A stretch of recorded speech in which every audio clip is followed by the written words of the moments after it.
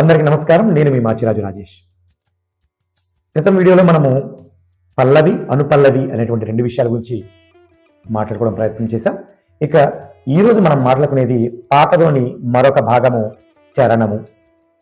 సాధారణంగా చరణము అంటే మనకు అర్థం తెలుసు, పాదము అంటాం. పాదము లేదా చరణము.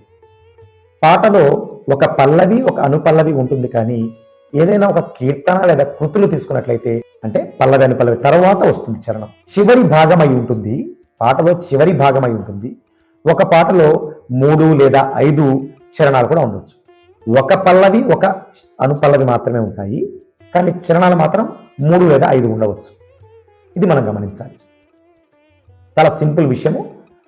చరణం అంటే పాదము అని మాట్లాడాలి.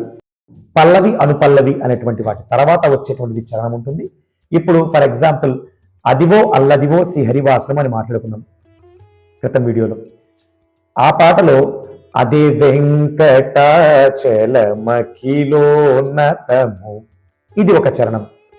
చెంగట నల్లదివు శేషాచలము, ఇది మరో చరణం. కైవల్య పదము వెంకటనగమదివు, ఇదొక చరణం. ఇలాగా చరణాలు 3 లేదా 5 నడుస్తూ ఉంటాయి. అలాగా పల్లవి ఒకటే ఉంటుంది, అదివో అల్లదివో శ్రీహరివాసం, కానీ చరణాలు మాత్రం ఇందులో 3 మనం ఇప్పుడు మాట్లాడుకున్నాం. అలాగా ఎక్కువ చరణాలు ఉంటాయి. మీరు తెలుసుకుంటున్న విషయాల్ని ఇంట్రెస్ట్ ఉన్న పిల్లలు చక్కగా రాసుకోండి. ముందు రోజుల్లో ఇవే వీడియోని ఇంగ్లీష్లో కూడా మీకు ఇచ్చేటువంటి ప్రయత్నం నేను చేస్తా. ఈ వీడియోలో మీకు ఏదైనా ఉపయోగపడింది అనిపించిందా? అలాగే మీరు ఏదైనా టాపిక్ గురించి తెలుసుకోవాలనుకుంటున్నారా? అయితే కామెంట్ రూపంలో నాకు తెలియజేయండి. నా పరిధిలో నేను చెప్పేటువంటి ప్రయత్నం అయితే చేస్తాను. అలాగే పెద్దలు ఎవరైనా ఈ వీడియో చూస్తున్నట్లయితే దయచేసి నేను ఏదైనా తప్పులు చెప్తున్నట్లయితే దయచేసి వాటిని నాకు తెలియజేయగలరు. మరో వీడియోతో రేపు మళ్ళీ మీ ముందుంటాను.